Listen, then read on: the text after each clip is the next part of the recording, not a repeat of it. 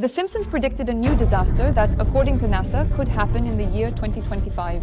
And it's the internet shutdown due to a massive geomagnetic storm that will hit the Earth. The threat is real, and no one alive today has faced anything like it. In one of the episodes, Homer, foreseeing the disaster, prepares a bunker to save his family. Recently, NASA made a discovery, finding a hole in the sun, and the expected storm will be 60 times more powerful than any before. This will lead to massive communication and power outages, cutting us off from technology and the internet. What will we do without the internet? This is an interesting topic overall regarding The Simpsons. I published an article which, by the way, Zen banned, because you can't write about political things on Zen now. There you go. It's called Everything You Need to Know About the Secret World Government in one article. This is a major study, actually, which I conducted, primarily as a political scientist, as a PhD in political science, and as an esotericist. That is, I combined these two, so to speak, main areas in which I have been involved in this life. And it turned out to be interesting. It turned out to be interesting. It's both purely logical political information and also esotericism, and deep esotericism at that. If we talk about these deep states, they indeed like to convey certain things through specific TV series, through certain music, through certain films, right? To talk about, as it were, certain plans for the future. Are they warning us? Or do they just want to show off and play? Yes, it's a kind of game like, look, we know everything that's going to happen next. There was a series called Madam Secretary. This is actually a very illustrative story. In the second season, which is around the year 2015, again, this is very important, the year 2015, they sort of modeled the story of Russia and Ukraine. Yes, this was already after the year 2014, that's a fact. But they described in detail that a kind of confrontation would begin. That's how we'll call it. A confrontation will begin between Russia and Ukraine. And in the end, the Western countries they will force the Ukrainian side to sign a peace treaty. It is described in detail under what conditions this will be done, and certain radical forces in Ukraine, yes, under the leadership of Zelensky, will oppose it. Now, remind you, this is the year 2015. Wow. Yes, Zelensky had not become anyone yet.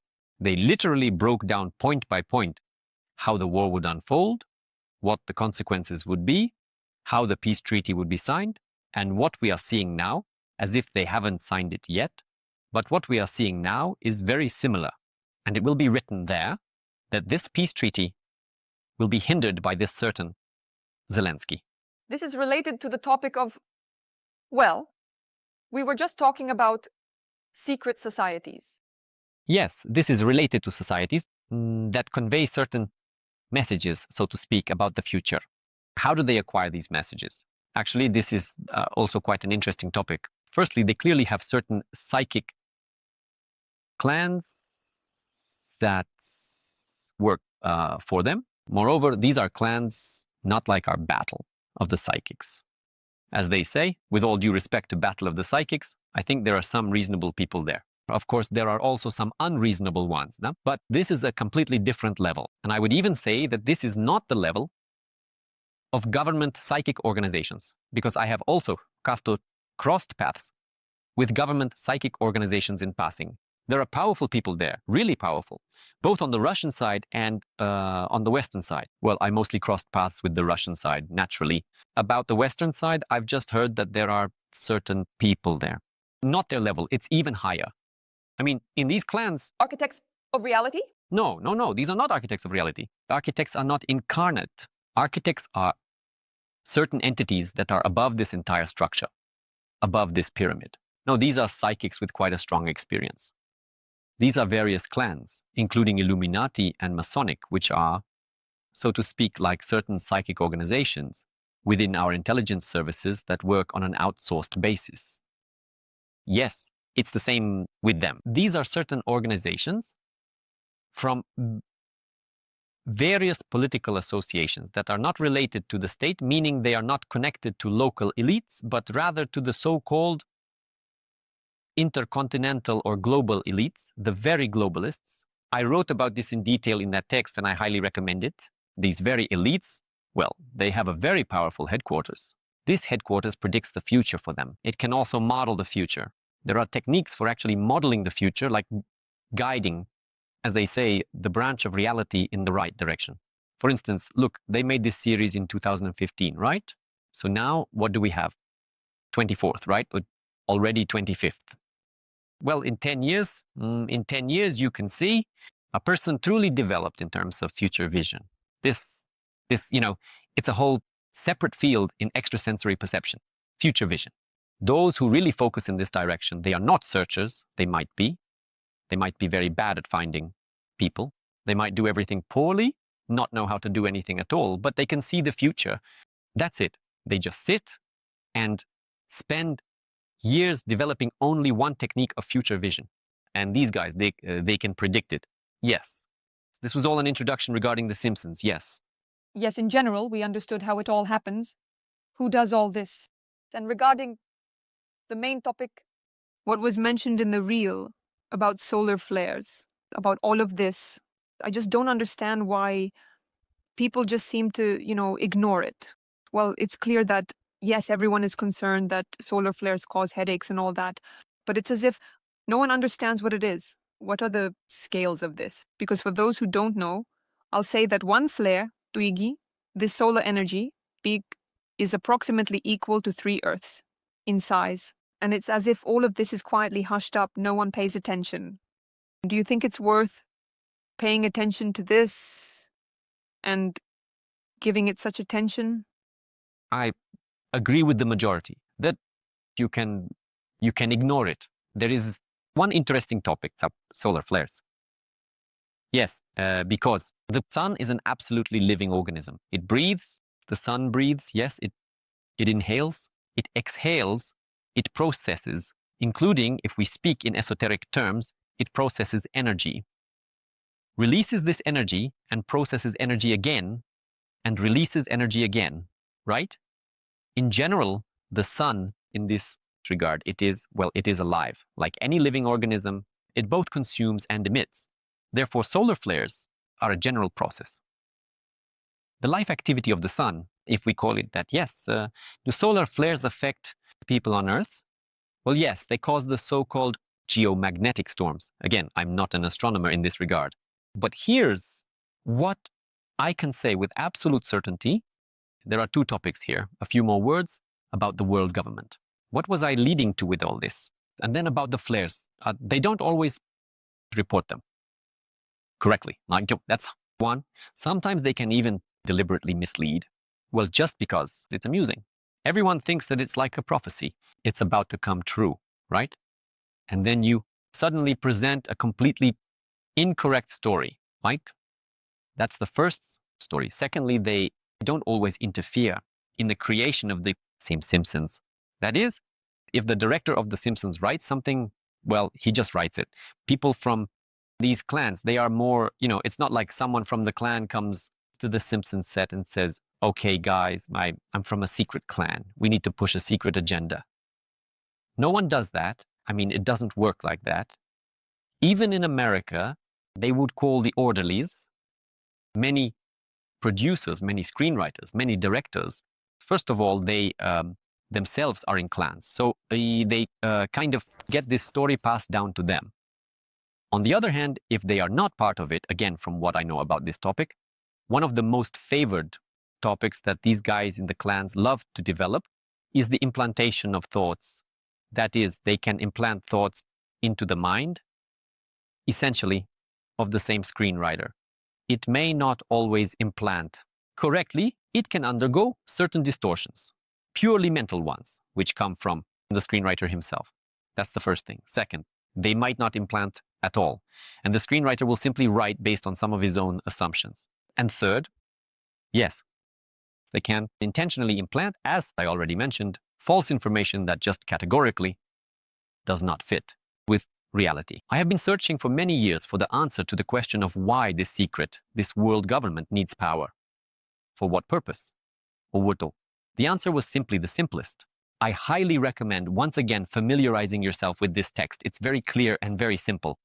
And what they send on a false trail, well, it's just a part of the game. And for what? There is no global meaning. It's just, to use youth slang, cool. But in terms of flashes, the fact that this was mentioned in The Simpsons due to everything already outlined here today, yes, tells us what? That either it was indeed a plan of the world government about the flashes. That is, yes, they saw these flashes, they described them, or it was certain distortions by the scriptwriter. Well, that is kind of, well, sorry, yes.